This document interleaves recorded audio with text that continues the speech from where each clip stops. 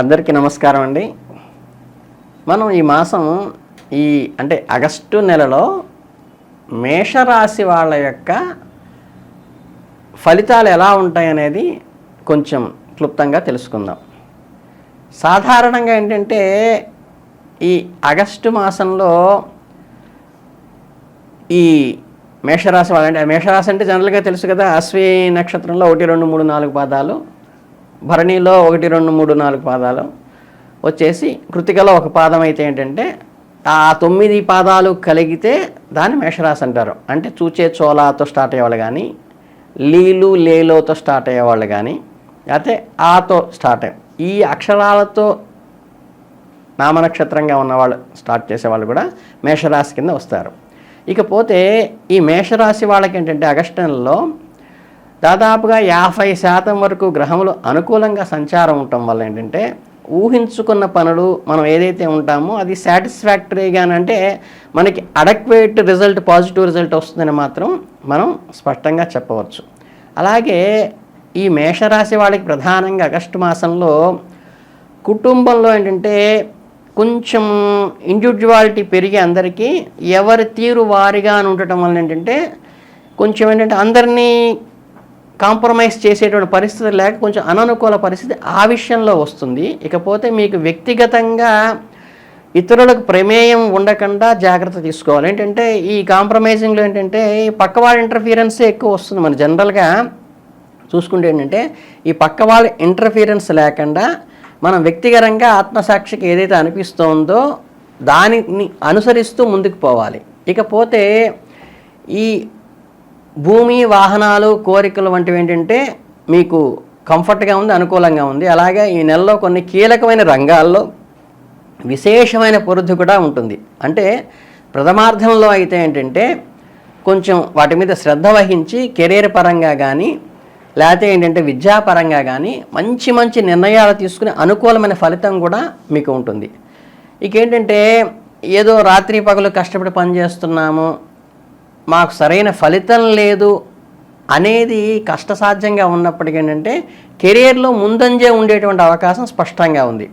అట్లాగేంటంటే మన పై అధికారులు ఎవరైతే ఉంటారో వాళ్ళ దృష్టిని ఆకర్షించేటువంటి విషయమును, వాళ్ళ మెప్పును కూడా పొందేటువంటి అవకాశం ఈ నెలలో మీకుంది. కనుక ఏంటంటే మీకు ఈ ప్రొఫెషన్ పరంగా, ఎడ్యుకేషన్ పరంగా కూడా మీకు ఉత్తమమైన ఫలితాలను ఇచ్చేదిగా మాత్రం ఆగస్టు మాసం స్పష్టంగా చెప్పవచ్చు. ఇక విద్యార్థులైన వాళ్ళకి ఈ నెల ప్రారంభంలో బుధ శుక్ర గ్రహాలు అనుకూల స్థితిలో ఉండటం వల్ల వాళ్ళకి చదువుల్లో మంచి ఫలితాలు ఇస్తాయి. అలాగే కళాశాల సెలక్షన్లో కూడా మంచి ఫలితాలు ఇస్తాయి. కాకపోతే ఏంటంటే ఆ మనస్సు కొంచెం ప్రశాంతంగా పెట్టుకుని ఏకాగ్రతతో ఉండి మనం ఏదైతే ఏం పెట్టుకున్నామో దాని మీద సరైన దృష్టి పెట్టి ప్రాపర్గా గైడ్ చేసుకోవాల్సినటువంటి సంయమనం చేసుకోవాల్సిన విషయం అయితే ఉంటుంది. అభ్యాస ప్రక్రియ కానీ లేకపోతే ఏమన్నా డోలాయమానంగా 4 నిర్ణయాలు తీసుకోవాల్సి చెప్పి కొంచెం ఏకాగ్రత చేయండి. అదొకటి డిస్టర్బెన్స్గా ఉంటుంది, కానీ విజయం ఖచ్చితంగా ఉంటుంది. కుటుంబ జీవితంలో కూడా ఇంకా ఫ్యామిలీ లైఫ్లో కూడా ఏంటంటే చాలా పాజిటివ్గా ఉంటుంది. ప్రేమ వ్యవహారాలు కానీ లేకపోతే భార్యాభర్తల మధ్య అన్యోన్యత కూడా ఈ నెలలో మనకు అడెక్వేట్గానే ఉంటుంది, ఇబ్బంది ఏం లేదు. ఇకపోతే ఆస్తికి సంబంధించిన విషయాలు కానీ, భూమికి సంబంధించిన విషయాలు కానీ, కొన్ని ముఖ్యమైన నిర్ణయాలు కూడా తీసుకోవటానికి ఈ ఆగస్టు మాసం మీకు అనుకూలంగా ఉంటుంది.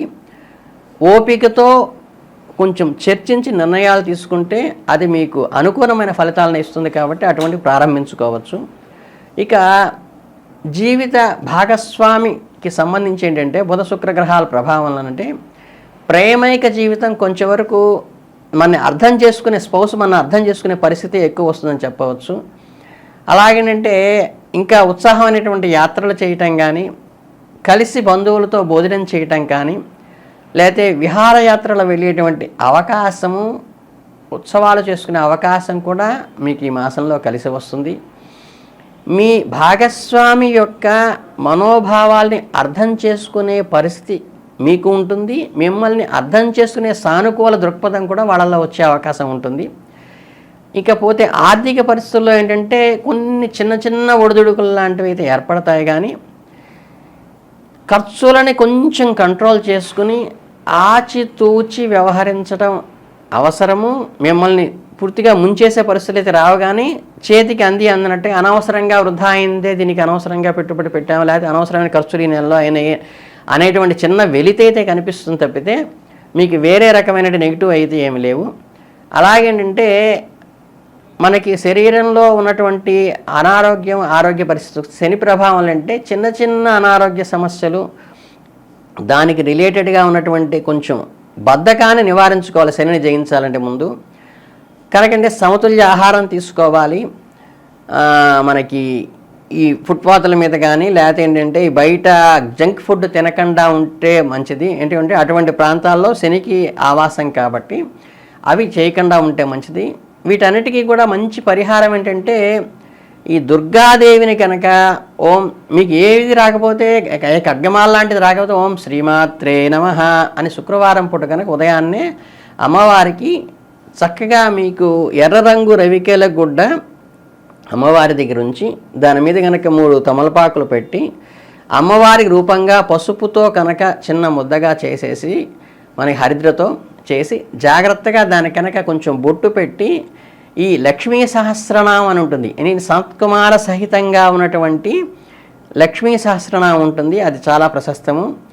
లేదంటే ఏంటంటే మీకు లలితా సహస్రనామం చేసుకునే అలవాటు ఉన్నప్పటికీ కూడా అమ్మవారి అనుగ్రహానికి అనుకూలంగా ఉండటానికి ఏంటంటే ఈ ఎర్ర రంగు రవికి గుడ్డ స్వామివారి దగ్గర పెట్టి అమ్మవారి పటం దగ్గర పెట్టి అక్కడ మనకి హరిద్రతో చేసిన అమ్మవారి రూపం పెట్టి దానికి బొట్టు పెట్టి తమలపాకుల మీద ఉన్నటువంటి హరిద్ర రూపానికి దానికి కనుక మీరు చేయగలిగి వచ్చి ఉంటే ఖడ్గమాల చేసుకోండి, చాలా ప్రశస్తం.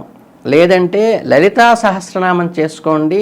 ఈ మాసం అంతా కూడా అమ్మవారు అనుగ్రహిస్తుంది. తర్వాత ఏంటంటే లక్ష్మీ సహస్రనామం చాలా సాత్వికమైనది.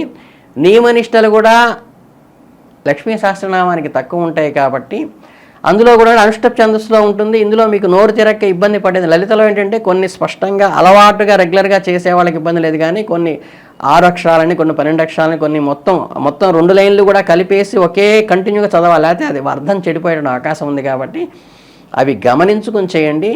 ఇకపోతే ఏంటంటే ఆగస్టు మాసం శ్రావణ మాసానికి దగ్గరగా వస్తుంది కాబట్టి మనకి అమ్మవారి అనుగ్రహం ఎటో ఉంటుంది. కాబట్టి ఈ చిన్న రెమెడీ కనుక చేసుకుంటే ఈ స్పౌస్కి మధ్య ఉండేటువంటి భేదాభిప్రాయాలు తొలగిపోవటానికి కానీ, విద్యార్థులు అంటే తమ కుమారులు ఎవరైతే ఉన్నారో వాళ్ళు వృద్ధిలోకి రావటానికి కానీ తల్లి బాధ్యతగా ఈ పూజ చేయొచ్చు. అలాగేంటంటే ఆర్థిక పరమైన పెట్టుబడులు పెట్టడానికి శ్రీవారికి అనుకూలంగా ఉండాలి అంటే కనుక కూడా శ్రీమతి గారు చేయొచ్చు. కాకపోతే ఏంటంటే నేను ప్రతిసారి చెప్తూనే ఉన్నాను, భర్త కోసం చేసేటప్పుడు దంపతులు కనీసం ఆయన కూర్చోబెట్టి 2 నిమిషాలు ఏమండి మీరు సంకల్పం చెప్పేదాకా కూర్చోండి, చక్కగా తర్వాత మీ పని మీరు చేసుకోండి, లేకపోతే తీర్థం తీసుకురావడానికి హారతి తీసుకోవడానికి రండి. దంపతులు ఉన్నప్పుడు మాత్రం భర్త కోసం చేసేటప్పుడు ఆయన ఇన్వాల్వ్ చేయడం గుర్తుపెట్టుకోండి. పిల్లల కోసం చేయడమో తల్లి మనకు చేయొచ్చు.